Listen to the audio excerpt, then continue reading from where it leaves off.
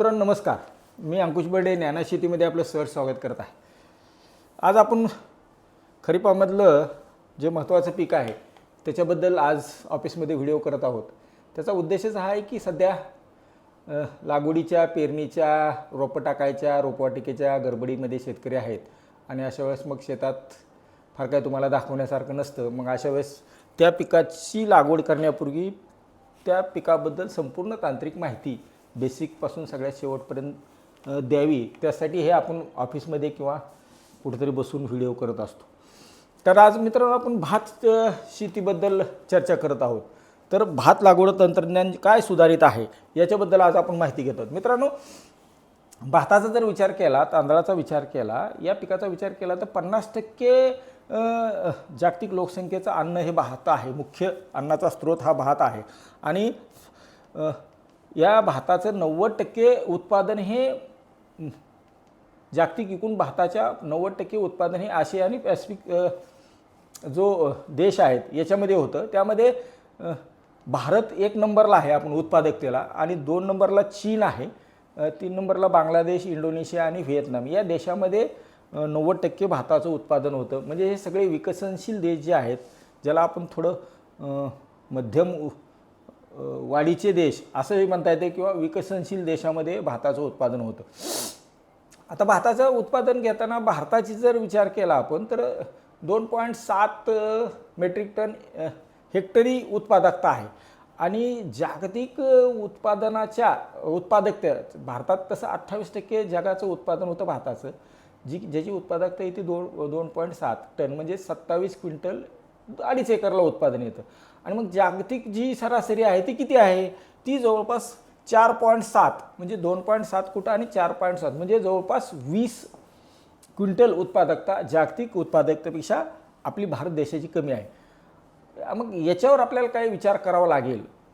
तशी भात शेती म्हणजे खूप कष्टाची, खूप जिकिरीची समजली जाते। मग याला भात उत्पादन वाढवण्यासाठी उत्पादक नसून काय करता येईल का, याच्याबद्दल आपण आज जास्त प्रमाणात चर्चा करणार आहोत।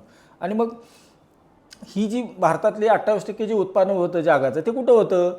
तर त्याच्यामध्ये मुख्य जो एरिया आहे, जो प्रदेश होतो ज्याच्यामध्ये आपल्याकडे मोठ्या प्रमाणात भात उत्पादक घेतली जाते, त्याच्यामध्ये अनुकूल हवामान, सुपीक जमीन आणि मुबलक पाण्याची उपलब्ध असणारा प्रदेश पश्चिम बंगाल आहे, उत्तर प्रदेश आहे, पंजाब आहे, छत्तीसगड आहे, तेलंगणा आहे, आंध्र प्रदेश आहे, मध्य प्रदेश आहे। या राज्यामध्ये भाताची मोठ्या प्रमाणात लागवड होती। आणि मग या प्रदेशामध्ये मोठ्या प्रमाणात कुठला भात होतो? तर भात होतो बासमती, मेजर होतो, त्यानंतर कोलम आहे, आंबेमोहर आहे आणि इंद्रायणी आहे।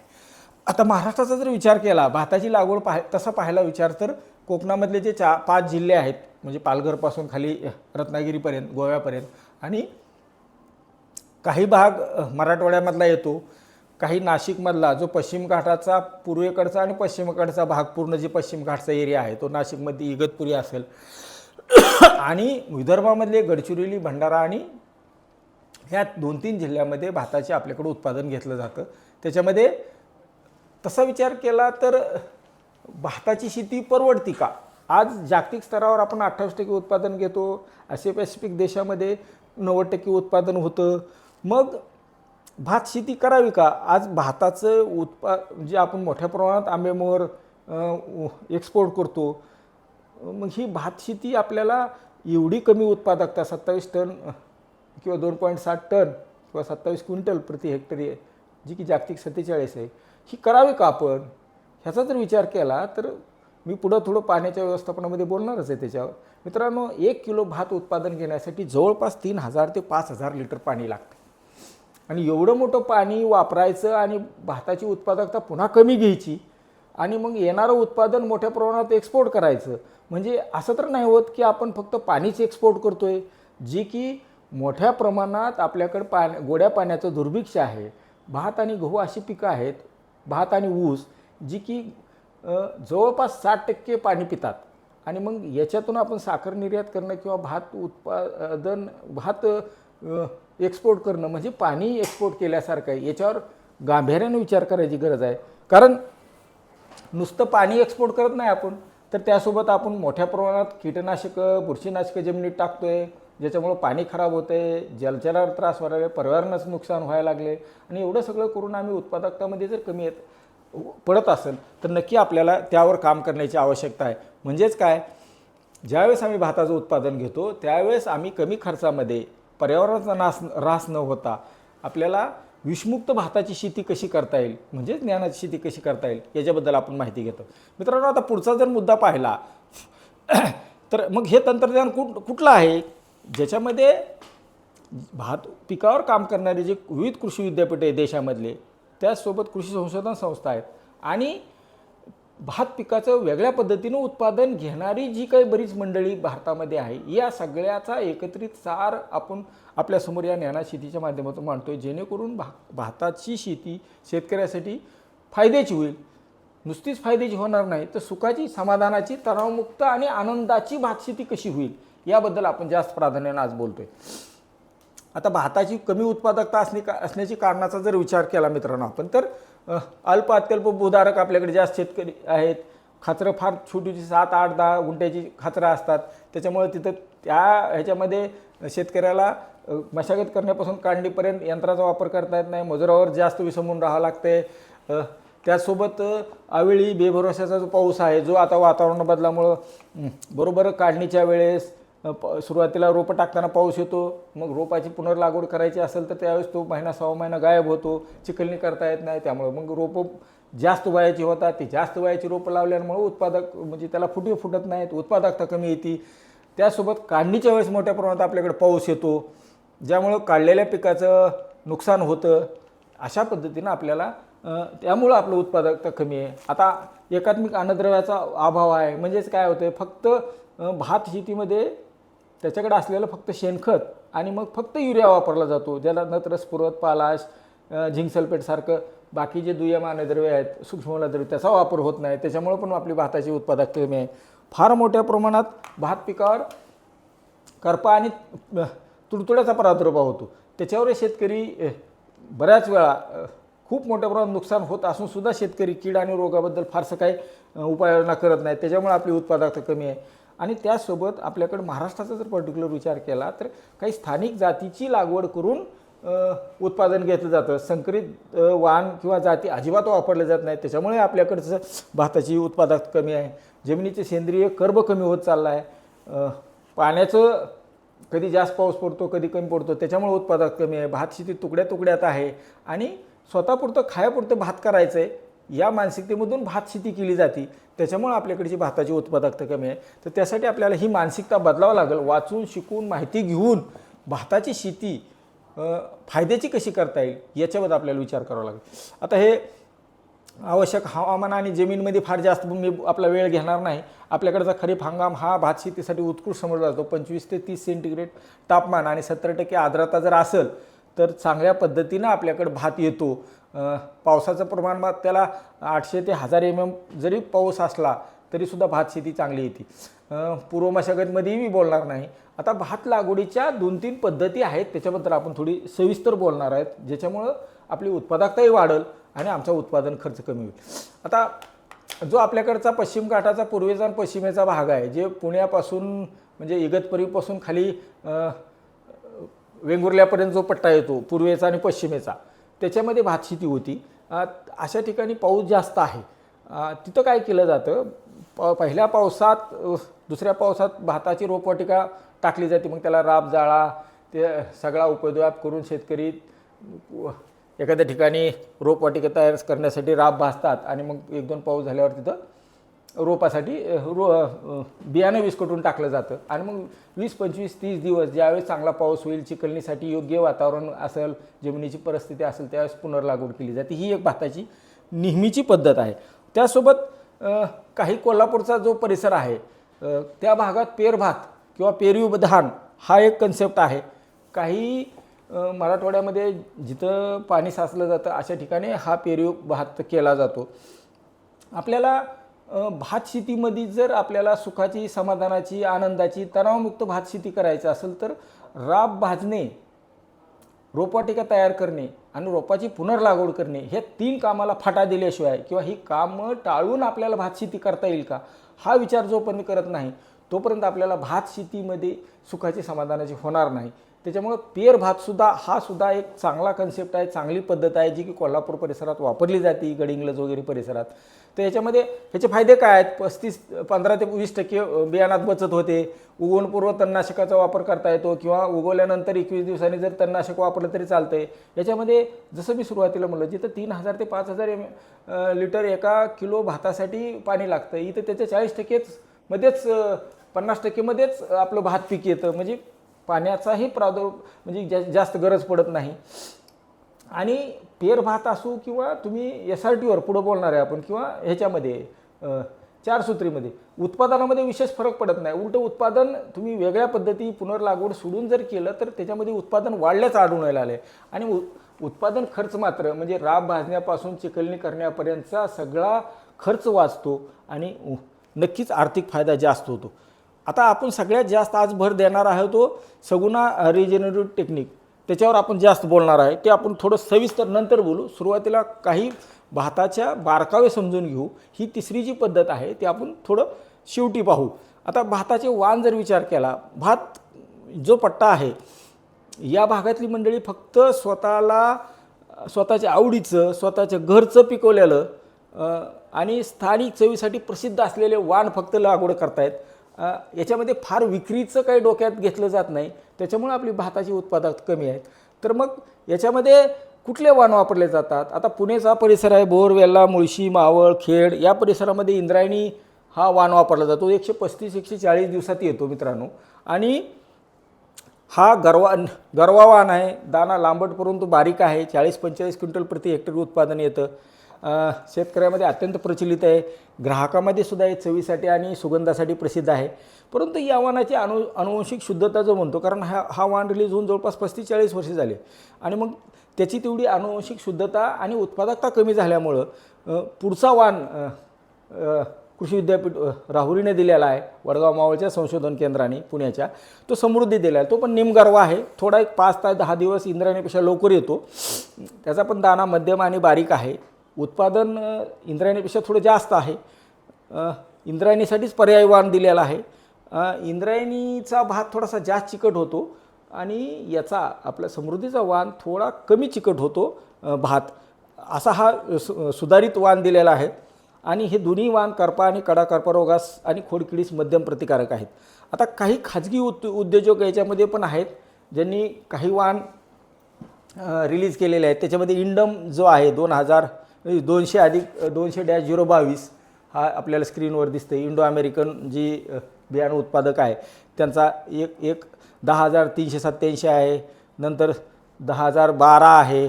हे हलक्या जमिनीवर जिथं जमिनीची खोली कमी आहे, जी वरचं खाचरं आहेत, हे हायब्रिड वाण आहेत. त्यानंतर सोनमचा गोल्ड म्हणून आहे. गोल्ड सीडचा सोनम आहे. दाना बारीक आहे. 135-140 दिवसात येतो.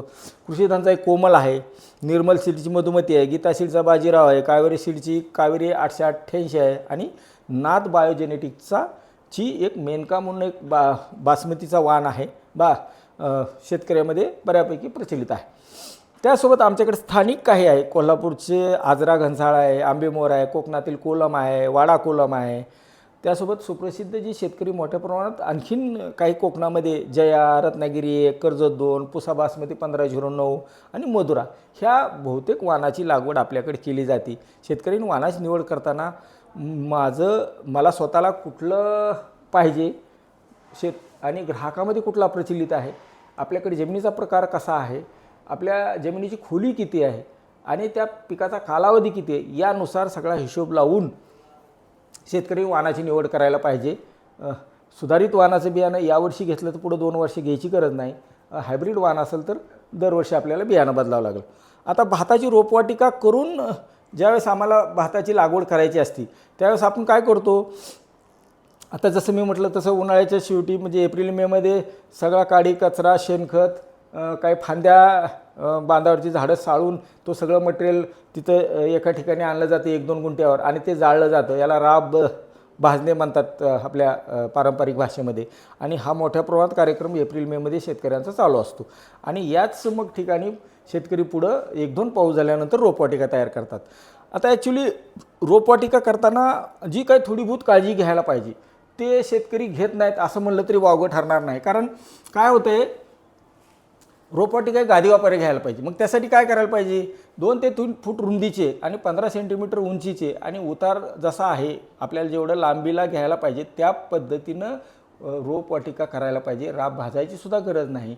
उतारा जसं जास्त असेल तर कमी लांबी 7-8 मीटरचेच गादी वाफे करायचे आणि या गादी वाफ्यावर ओळीत एक 8 ते 10 सेंटीमीटरला आडव्या रेषा मारायच्या उथळ आणि त्याच्यात पातळ बी पेरायचं. याच्यामुळे होतं काय मित्रांनो, ज्यावेळेस खूप मोठा पाऊस येतो, खाचरं धुवून निघतात किंवा वाहून जातात, त्यावेळेस आपल्या रोपाचं नुकसान होत नाही.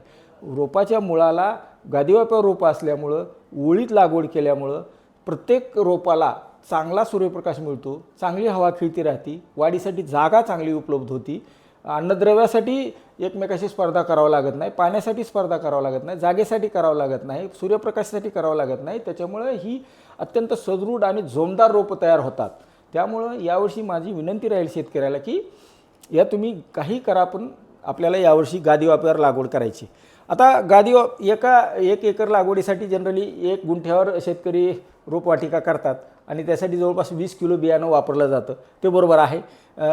आता जर ह्या रोपवाटिकेवर जर लावायचं असेल आपल्याला तर 15 ते 21 दिवसांची रोपं झाल्यानंतर आपण पुनर्लागवड शेतात करायला पाहिजे. या पद्धतीनं रोपवाटिका टाकायला सुद्धा शेतकऱ्यांनी फार गडबड करू नये. पहिल्या दुसऱ्या पावसातच पाऊस फार झालेला नसतो, जमिनीत थंडावा आलेला नसतो, जमिनी आणि वातावरणही खूप गरम असतं. अशा वेळेसच शेतकरी गडबड करून रोपवाटिका टाकतात. त्यामुळे बऱ्याच वेळा पाण्याची व्यवस्था नसेल तर ही जी रोपवाटिका आहे किंवा रोपं टाकलेली खराब होण्याची सुद्धा शक्यता असते. त्यामुळे चांगला पाऊस होऊ द्या, रोपवाटिका चांगला पाऊस झाल्यावर टाका आणि 15 ते 21 दिवसाच्या दरम्यान ती रोपं झाल्यानंतर लागवड करायला पाहिजे, जी की शेतकरी 25 ते 30 दिवस कधी सव्वा महिन्यांनी या रोपाची पुनर्लागवड करण्यात येते.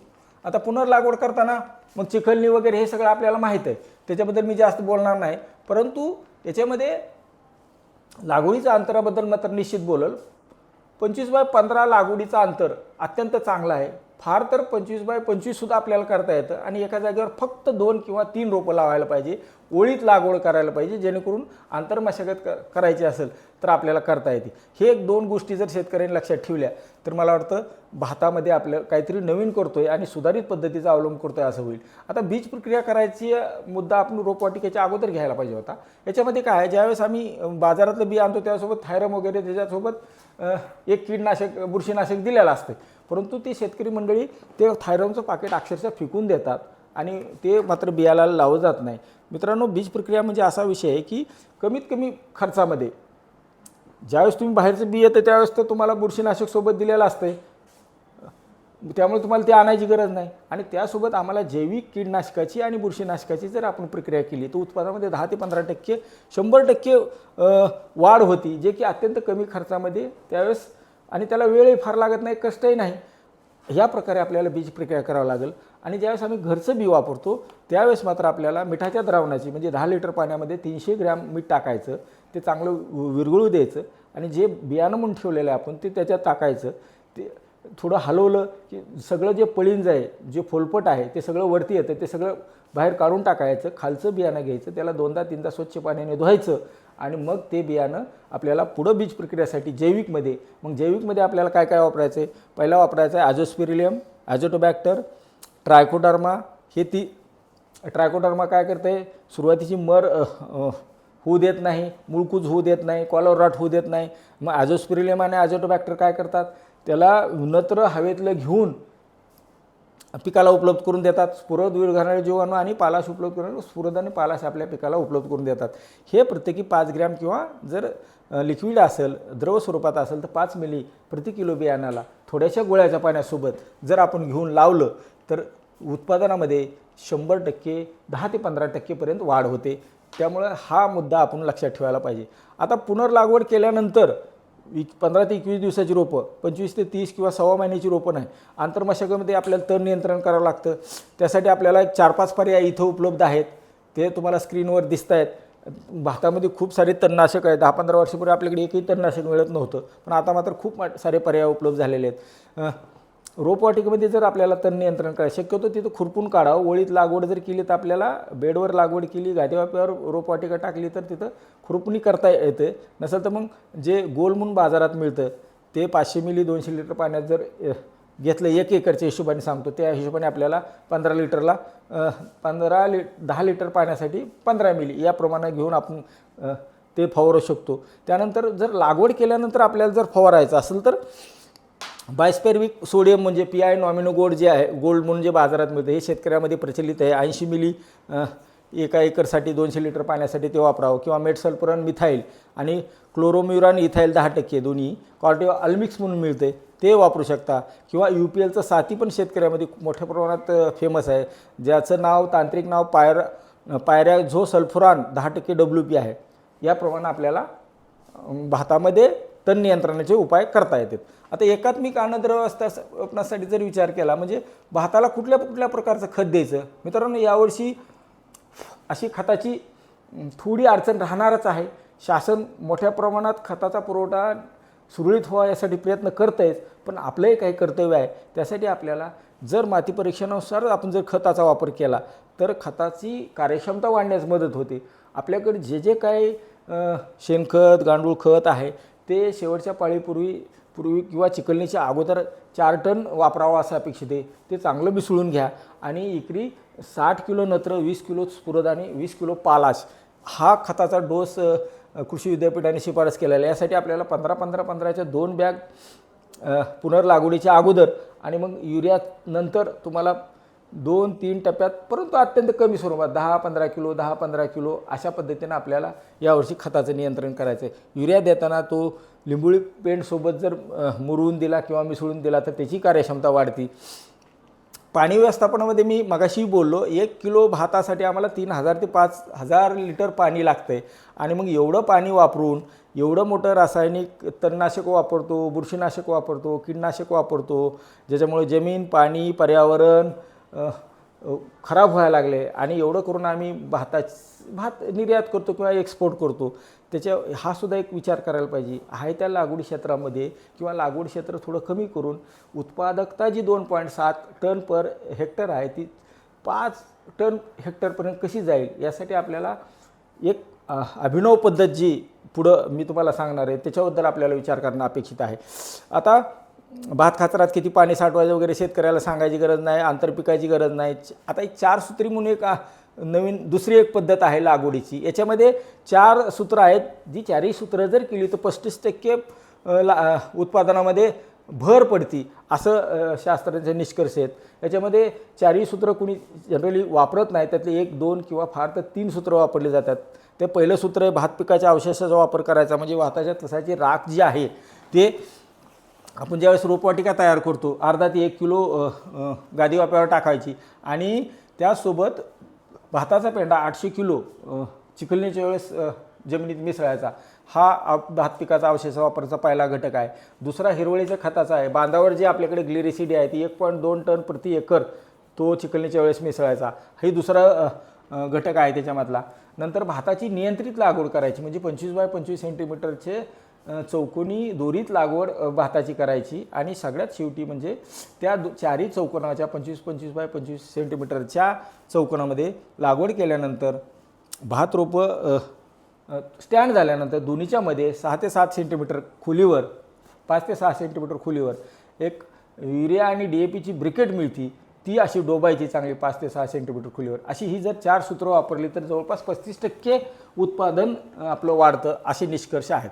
आता याच्या पुढचा जर विचार केला, आज भाताच्या शेतीचा जर विचार केला, त्यातली त्यात आपण महाराष्ट्राचा कोकणाचा विचार केला तर दिवसेंदिवस भाताची खाचरं मजूर मिळत नाहीत म्हणून किंवा त्यांचं घरचं कुणी कामाला तिथं स्थानिक नाही भात शेती कसायला म्हणून मोठ्या प्रमाणात भात खाचरं दरवर्षी पडीक पडत चाललेले आहेत. मग याच्यावर काही कमी खर्चाचा पर्याय आहे का? तर त्यासाठी हे जे सगुणा रिजेनरेटिव्ह टेक्निक तंत्रज्ञान हे एक रामबाण उपाय म्हणता येईल. आणि हे फक्त भातातच नाही तर मराठवाड्यात असेल, पश्चिम महाराष्ट्र असेल, विदर्भात असेल, खानदेशात असेल, आपल्याला शेतीवरचा उत्पादन खर्च कमी करायचा असेल, मशागतीवरचा खर्च कमी करायचा असेल, सेंद्रिय कर्बाचं प्रमाण मातीतलं जमिनीतलं वाढवायचं असेल तर याच्याशिवाय आज तरी मला वाटत नाही दुसरा कुठलाही प्रचलित पर्याय जो की पर्यावरणपूरक आहे, उत्पादन खर्चात बचत करतो आणि शेतकऱ्याला सुखा समाधानाची तणावमुक्त आनंदाची शेती करता येईल, हा एकमेव पर्याय मला दिसतो, त्याच्याबद्दल आपण एक 5 मिनटं आवर्जून बोलणार आहेत. आणि तुम्ही पीक कुठलंही घ्या, सगुणा रिजेनरेटिव्ह टेक्निकचा वापर करा, हा माझा आपल्याला आग्रह राहील. हे जे तंत्रज्ञान आहे मित्रांनो, हे चंद्रशेखर भडसाळे दादा म्हणजे नेरूळ आहे, तालुका कर्जत, जिल्हा रायगड. त्यासोबत आपले कोल्हापूरचे प्रताप दादा चिपळूणकर आहेत, जे कृषी शास्त्रज्ञ आहेत किंवा कृषी तज्ज्ञ आहेत, जे विना नांगरणीची, विना कमी मशागतीची शेतीचा आग्रह हे दोन्ही ज्येष्ठ मंडळी करतात. यांना प्रतिसाद देऊन आपल्याला यावर्षी या तंत्रज्ञानाचा वापर करायचा आहे. तर यामध्ये थोडं आपण सविस्तर या तंत्रज्ञानाबद्दल बोलणार. या पद्धतीमध्ये काय केलं जातं मित्रांनो, पहिल्या वर्षी ज्यावेळेस आपल्याला ही लागवड पद्धत अवलंबायची आहे, त्यावेळेस शेताची उभी आडवी चांगली नांगरट करून घ्यावी, आपल्या जमीन भुसभुशीत करून घ्यावी, चांगल्या पाळ्या टाकाव्यात, रोटावेटर मारावा आणि शेवटच्या पाळीपूर्वी आपल्याकडे जेवढं शेणखत आहे, तुम्हाला जेवढं शक्य होईल तेवढं रासायनिक खत, गांडूळ खत, कोंबडी खत, जे शक्य असेल सेंद्रिय पदार्थ, रासायनिक खताचा बेसल डोस हा एकदा जमिनीत द्यायचा आणि जमीन तयार करायची. त्याच्यानंतर हे जे एकदा जमीन तयार झाल्यानंतर पावसाच्या अगोदर 136 सेंटीमीटरवर एक पांढऱ्या खताच्या किंवा फक्की चुन्याच्या रेषा मारायच्या आणि त्या 136 सेंटीमीटरवर 1 फुटाची सरी काढायची. म्हणजे दोन्ही सऱ्यामधला जो बेड राहील तो 1 मीटरचा राहील आणि ह्या जी सरी काढलेली आहे त्याची उंची राहील 0.15 ते 0.20 सेंटीमीटर. त्यानंतर मग तो बेड आहे तो मजुराकरवी व्यवस्थित करून घ्यायचा. त्याचा टॉप एकसारखा राहील, माथा सपाट राहील, हे करून घ्यायचं. आणि त्यानंतर तुम्हाला जे कुठलं पीक लावायचं आहे, समजा सोयाबीन पेरायचं आहे, तर आपण जे आता हँडपुश हॅपी सीडर म्हणून जे आलेले आहेत, मग तुम्हाला 2 लाईन लावायच्या, 4 लाईन लावायच्या, किती अंतर आहे त्याप्रमाणे आपल्याला त्या पिकाची तिथं पेरणी करायची किंवा टोकन करायची मजुरादरवी. आता भातामध्ये भडसाळे साहेबांनी काय केलेलं आहे दादानी, की ते लाकडी किंवा लोखंडी साचे केलेले आहेत. आपल्याला 25 बाय 25 सेंटीमीटर करायचं तर त्याला फ्रेम केलेले आहे. इथं तुम्हाला चित्रात दिसेल मित्रांनो. असं तुम्ही जी काय खरीप आणि रबीमध्ये जी पिकं घेता त्याच्यामध्ये आपल्याला एकदा ही फ्रेम केली, ते फ्रेम अशी 2 मजुरांनी धरायची, दाबायची. हे बघा इथं तुम्हाला फ्रेम दिसती, ती फ्रेम दाबायची, पुढं चालायचं, मागं 2-3 मजुरांनी ते आपण जिथं छोटे होल झालेले आहेत त्या ठिकाणी 2 किंवा 3 बिया टाकायच्या. उजव्या हाताने बिया टाकायच्या, डाव्या हाताने माती ढकलून द्यायची. या पद्धतीनं आपल्याला करावं लागेल. किंवा मराठवाड्यामध्ये, विदर्भामध्ये मोठ्या प्रमाणात तुम्हाला सोयाबीनमध्ये, कापसामध्ये सुद्धा हे प्रयोग करता येतात. त्यासाठी आपल्याला हॅपी सीडर वापरता येईल, ज्याची की 7-8 हजार 15 हजारापर्यंत खूप चांगला येतो. 1-2 जर घेतले, ते दोन्ही एकाला जोडले, जुगाड केलं तर एका दिवसात त्या हॅपी सीडरनं जवळपास 5 एकरापर्यंत आपल्याला 2 मजुरा करून आपल्याला त्याची पेरणी करता येते. म्हणजे सुरुवातीला थोडा खर्च वाढेल, पण कायमस्वरूपी आपल्याला ते अवजार राहील आणि कष्ट कमी होईल, खर्च कमी होईल. आता एकदा बेड केल्यानंतर समजा खरीपमध्ये भात केला किंवा सोयाबीन केला, त्याच्यानंतर आपल्याला ते बेड कधीच मोडायचं नाही. त्याच्यानंतर फक्त सोयाबीनवरनं कापून घ्यायचं, कुठलंही पीक उपटून घ्यायचं नाही. फक्त अपवाद गाजर, भुईमूग, बीट, हळद, अद्रक राहील. बाकी जमिनीखालचा भाग हा तर जमिनीला ठेवायचा. वरची सुद्धा अवशेष, पानं, काड्या असतील ते तिथंच पडू द्यायच्या आणि पुढचं पीक मात्र ताबडतोब वापशावर आपल्याला लगेच डोबायचं. म्हणजे ह्याच्यामध्ये होतं आहे काय, आपलं खरीपाचं सोयाबीन काढल्यावर आपण काय करतो, एका दुसरी पाळी देतो, मग पुन्हा जमिनीतला ओला ओढून जातो, पुन्हा पावसाची वाट बघतो किंवा जमीन भिजवून ओलवून आपण पुन्हा पेरणी करायला जातो. ह्याच्यामध्ये 15-3 आठवड्याचा कालावधी जातो. पण SRTमध्ये मात्र तुम्ही पहिलं पीक काढलं, समजा भात आहे, भातावर दुसरं पीक घ्यायचं तुम्हाला, त्यावेळेस मग चोथे फुटते, तर एक 7-8 दिवसांनी ग्लायफोसेटसारखं बिननिवडक तणनाशक मारलं की ते चोथे जळून जातात. त्यानंतर 4 दिवसांनी तुम्ही पुढचं पीक डोबायला तयार होता, ज्याच्यामुळं तुमचा वेळेत लागवड होती. वेळेत लागवड झाली, भाजीपाल्यासारखं पीक घेतलं तर पुढचं येणारं रबीचं सुद्धा पीक तुमचं वेळेत किंवा लवकर बाजारात येईल, ज्याला दरसुद्धा चांगला मिळेल. आता हे सगळं केल्यामुळं होतं आहे काय, तर होतं आहे म्हणजे सगळ्यात महत्त्वाचं म्हणजे जमिनीमध्ये खालचं जे पिकाचे अवशेष आहेत, मुळ्या आहेत, खोड आहे थोडं राहिलेलं आणि वरचा पडलेला पाला आहे, ह्याच्यामुळे जमिनीवर एक प्रकारचं आच्छादन होतं. ज्या मुळ्या आपल्या जमिनीमध्ये खूप खोलवर गेलेल्या असतात, जसं त्या आपण कापून केल्यानंतर हळूहळू ते कुजायला लागतात आणि मग त्या जमिनीमध्ये मोठ्या प्रमाणात पोकळ्या तयार होतात. सूक्ष्मजीव आहेत, म्हणजे त्याच्यामध्ये जीवाणू आहेत, बुरशी आहेत, प्रोटोझोआ आहेत, ॲक्टिनोमायसिट्स आहे, मायक्रोरायझा आहे, गांडूळ आहे, ह्यांची संख्या अनंत पटीनं वाढतं. अक्षरशः महिन्याभरात 2 महिन्यामध्ये तुम्हाला तुमच्या शेतीमध्ये गांडूळ दिसतील. हवेच्या पोकळ्या तयार होतात. जास्त पाऊस आला ह्या पोकळ्यामध्ये पाणी साठवलं जातं. कमी पाऊस झाला या पोकळ्यात साठवलेलं पाणी पिकाला मिळतं आणि अक्षरशः एका वर्षामध्ये 2 किंवा 3 पिकानंतर आपल्या जमिनीचा सेंद्रिय कर्ब जवळपास 0.30 ते 0.50 वाढल्याचे शेतकऱ्याचे अनुभव आहेत. जो आज सेंद्रिय कर्ब आमच्या शेतकऱ्याचा मराठवाड्यातल्या 0.30 ते 0.40 आहे, ते जर तुम्ही फक्त 2 पिकं घेतली तर तो डायरेक्ट 0.60 ते 0.70 सुद्धा होऊ शकतो. आणि वर्षानुवर्षे जर आपण असं करत गेलो, आज मराठवाड्यामधले आणि विदर्भामधले आमचे काही शेतकरी मंडळी जे प्रगतशील आहेत, ज्यांना थोडं शेतीची ज्ञान आणि कौशल्य आहेत, ती मंडळी 10-10 वर्ष झाले SRTवर सोयाबीन आणि सोयाबीननंतर हरभरा घेत आहेत. उन्हाळ्यामध्ये हरभरा काढल्यानंतर ती तसंच ठेवलं जातं. काही मंडळी पुन्हा एकदा बेड नीट करतात. आवश्यकता असेल तर बेड करा. पाण्याचा निचरा होत असेल तर पुन्हा बेडसुद्धा फार व्यवस्थित करायची गरज नाही. जमिनीची कमीत कमी हलव करा, कमीत कमी मशागत करा. आता साधा विचार करा, खरीप आणि रब्बी 2च हंगामाचा जर विचार केला तर एक वेळेस नांगरट 2 कुळवाच्या पाळ्या किंवा कल्टिवेटर मारायचा आणि एक रोटावेटर जर म्हणला तर कमीत कमी मित्रांनो 4 ते 6 हजार रुपये. तुम्ही कुठं आहे तिथं काय रेट आहे त्याच्याप्रमाणे. आता तर डिझेलचे भाव वाढलेलेच आहेत. मग 5 आणि 6 हजार रुपये प्रत्येक पिकासाठी खर्च करायचा. 2 पिकाचा 10 हजार रुपये खर्च करायचा. म्हणजे आपण जे बी जमिनीत टाकलेलं आहे ते जमिनीतनं वर डोकं काढायच्या आधी माझ्या शेतकऱ्याच्या खिशातले 5,000 रुपये गेलेले असतात.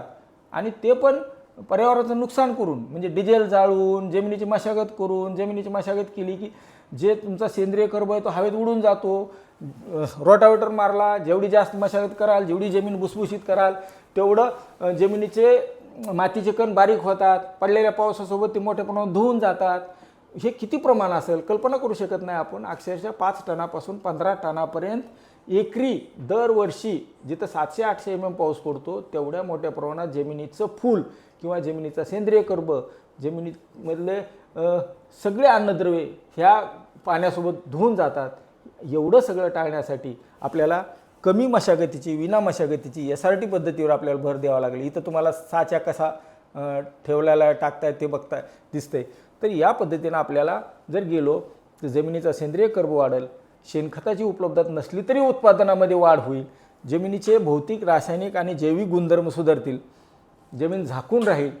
त्यामुळे जमिनीचं तापमान चांगलं राहील आणि जमिनीमधून होणारे कीड रोगसुद्धा मित्रांनो होत नाही. दरवर्षी पुढं एक 4-5 वर्षांनी, 3 वर्षानंतर कुठल्याही रासायनिक खताची सुद्धा गरज पडत नाही. इथपर्यंत काही शेतकऱ्याचे अनुभव आहेत.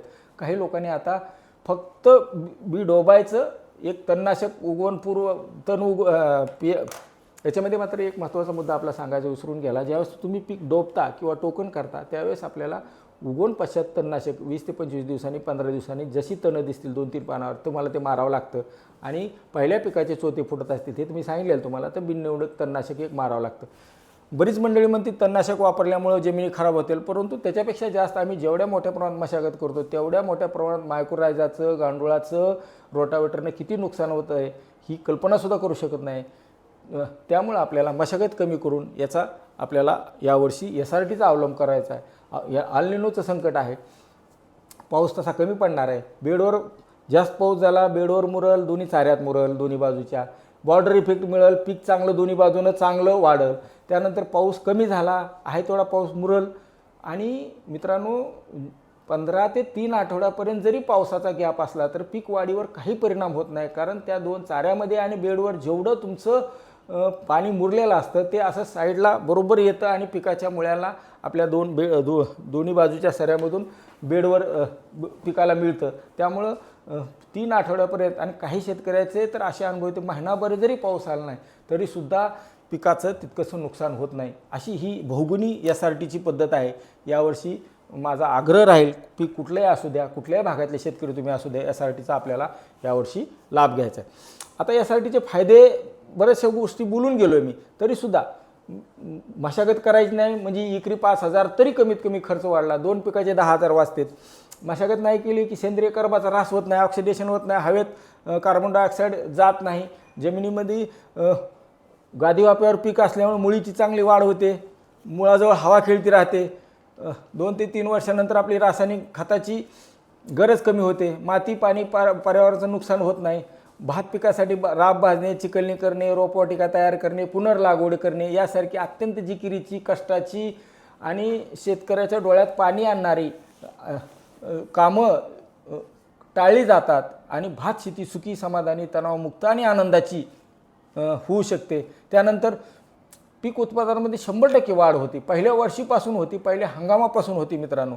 त्यामुळे शेतकऱ्याचं आणि उत्पादन खर्च कमी झाला म्हणजे उत्पन्न वाढलं. जमिनीची मशागत न केल्यामुळं अन्नद्रव्य सेंद्रिय कर्ब पाण्यासोबत वाहून जात नाही, हे बऱ्यापैकी बोललेलं आहे. गांडुळाची संख्या वाढती, गांडुळं अक्षरशः कल्पना करू शकत नाही इतक्या खोलीवरून, म्हणजे 1 मीटर खोल आणि जातात, वर येतात, खाली जातात, जाताना येताना वेगळ्या मार्गाने जातात आणि माती खात राहतात आणि त्याची जी विष्ठा आहे तेच गांडूळ खत आहे. मोठ्या प्रमाणात पिकं 1 मीटरपर्यंत खोलीवर मशागत करतात. त्यामुळं कुठल्याही वेगळ्या मशागतीची गरज पडत नाही. जमिनीखालचा जो सगळा भाग आपण कापल्याला ठेवलेला असतो ते सगळं हळूहळू कुजत राहतो.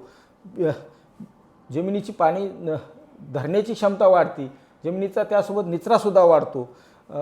टोकन केल्यामुळं बियाचं प्रमाणसुद्धा कमी लागतं आपल्याला. इथं भातामध्ये तर आपण 3 किंवा 4 बियाणं टाकतो, सोयाबीनमध्ये एकच बियाणं टाकणार, हरभऱ्यामध्ये एकच, मक्यामध्ये एकच बिया एका जागेवर टाकणार, चिनी पद्धत असेल तर 2 टाकणार. अशा पद्धतीनं ज्या शेतीला मजुराची गरज नाही, ज्या शेतीमध्ये कमी पाण्यावर शेती तग धरू शकते, जिथं उत्पादन खर्च कमी आहे, अशा पद्धतीने जर शेती केली तर आपल्याला नक्कीच भात शेती परवडू शकते. आणि नुसतं पाण्याची निर्यात करणे, भात निर्यात करणं म्हणजे पाण्याची निर्यात करताना आपल्याला कमी क्षेत्र करून आहे त्या क्षेत्रामध्ये आपला जो आज निर्यातीमध्ये दबदबा आहे, मग आंबेमोहरमध्ये असेल, बासमतीमध्ये असेल, तो सुद्धा राखता येईल. म्हणजेच पर्यावरणाचं नुकसान न करता, जमिनीचं नुकसान न करता, पाण्याचं नुकसान न करता कमीत कमी ह्याच्यामध्ये आपल्याला हे पीक घेता येईल. त्यामुळं यावर्षी माझा आग्रह आहे आपल्या सगळ्याला, हात जोडून विनंती आहे की SRT पद्धतीचा आणखीन सखोल अभ्यास करा. सगुणा रिजनरेटिव्ह टेक्निकचे स्वतःचे त्यांचे खूप व्हिडिओ आहेत, बारकावे समजून घ्या आणि पुढे जा. आता भातामध्ये शेवटचा मुद्दा मी घेणार आहे जो कीड आणि रोग नियंत्रणाचा आहे. PDF तर आपण सगळ्या गोष्टी दिलेल्याच आहेत. भातामध्ये सुरुवातीला खोडकिडा आणि नंतर तपकिरी तुडतुडा हे 2 किडी जास्त येतात आणि करप्यामध्ये 2 प्रकार आहेत. एक तर जीवाणूजन्य करपा राहतो आणि एक बुरशीजन्य करपा राहतो. यासाठी आपल्याला नियमित पिकाची पाहणी करा, पिकाची फेरपालट करा, तण नियंत्रण वेळेत करा, एकात्मिक अन्नद्रव्य व्यवस्थापन करा. ह्या सगळ्या एकात्मिक कीड रोग व्यवस्थापनाचे जर आपण पहिल्यापासून सुरुवातीपर्यंत शेवटपर्यंत जर विचार केला आणि त्याप्रमाणे जर केलं तर किडा आणि रोगाचा तसाही प्रादुर्भाव कमी राहतो. हे जे 2-3 किडी आहेत त्याच्याबद्दल आवर्जून मी सांगेल. जो खोडकिडा आहे त्यासाठी ॲसिपेट म्हणून जे टाटाचा आसाटाप मिळतं, स्वस्त आहे, त्याचा वापर करा. त्याच्यानंतर या ज्या टेबलमध्ये आपल्याला भात पिकासाठी केंद्रीय कीटकनाशक मंडळ आणि नोंदणी समिती, ज्याला CIBRC म्हणतो आपण, त्यांनी जे रिकमेंड केलेले किंवा शिफारस केलेले कीडनाशकं आहेत, म्हणजे ज्यात कीटकनाशक येते, बुरशीनाशक येते, त्याचं एकरी प्रमाण काय वापरावं, त्यासोबत त्याचा अंश किती दिवस त्या पिकामध्ये राहतो आणि कुठल्या कीड आणि रोगाचं नियंत्रण करायचं आहे, कीटकनाशकाचं तांत्रिक नाव काय, क्रियाशील घटक काय, त्याचा गट कोणता आहे, उत्पादकाचं नाव काय, ब्रँड नेम काय, एकरी शिफारस काय, याच्याप्रमाणे आपल्याला हे आपण PDF देतो आहे. आता करपा पर्णकरपा आहे जो की आपली हेक्झाकोनाल जो 5% जे येतं, जे टाटा रॅलीचं कॉन्टाप येतं त्याचा वापर करावा. त्यासोबत प्रोपिकॉनेझोल आहे जे टिल्ट म्हणून मिळतं आहे, फिप्रोनिल आहे खोडकिडीसाठी, तपकिरी तुडतुड्याचं शेवटच्या टप्प्यामध्ये मोठ्या प्रमाणात शेतकऱ्याचं भाताचं नुकसान करतो, जे बायोरिजन म्हणून मिळतं आहे ते 400-600 ग्रॅम वापरा. त्यानंतर खोडकिड्यासाठी फ्लुबेंडाईन आहे जे पायरचं फेम आहे, FMCचं कोराजन आहे रेस्ट्रेशन करणाऱ्या किडीसाठी आणि आळीसाठी. नंतर हे फ्लोनिमेकामल जे आहे आपलं UPLचं उलाला, हे पण तपकिरी तुडतुड्यासाठी यासाठी फार परिणामकारक आहे. इमिडाक्लोप्रिड आहे रेस्ट्रेशन करणाऱ्या किडीसाठी. उंदरासाठी सुद्धा आपण एक पर्याय दिलेला आहे. त्याचसोबत आपल्याला टाटा आसाटाप मी सांगितलं, ॲशनामाप्रिड सांगितलं, जे धानुकाचं मार्कर बायफेन्थ्रिन आहे, खोडकिडा, पाने गुंडणारे, हिडीव तुडतुडे, हे किडा आणि रोगाची नियमित तपासणी करा. आणि वेळेत जर नियंत्रण केलं तर साध्या कमी स्वस्त औषधाचा वापर करा, वेळेत नियंत्रण करा, सोबत स्टिकर वापरा, शक्य झाल्या जैविक पर्याय वापरा. या पद्धतीने जर गेलं तर आपल्याला भात शेती जे वरचेवर खाचरं पडीक पडायला लागलेले आहेत आणि उत्पादकता जी जागतिकच्या जवळपास अर्धी आहे ती जागतिक लेवलच्या पुढं जायचं असेल तर SRT, मग सुरुवातीपासून संकरित वाण वापरावं लागतील, आपल्याला बीज प्रक्रिया करावं लागेल, उत्पादन खर्च कमी करता, पर्यावरणाचं नुकसान न करता आपल्याला पुढे जायचं असेल तर या पद्धतीनं आपण जर भात शेती केली तर मित्रांनो नक्कीच भात शेती शेतकऱ्यासाठी फायद्याची आणि आरोग्यासाठी ग्राहकासाठी आरोग्यदायी, त्याचसोबत भात शेती सुखी, समाधानी, तणावमुक्त आणि आनंदी भात शेती किंवा आनंदी जीवन जगण्यासाठी भात शेती होऊ शकते. एवढं बोलतो आणि इथं थांबू आपण. धन्यवाद.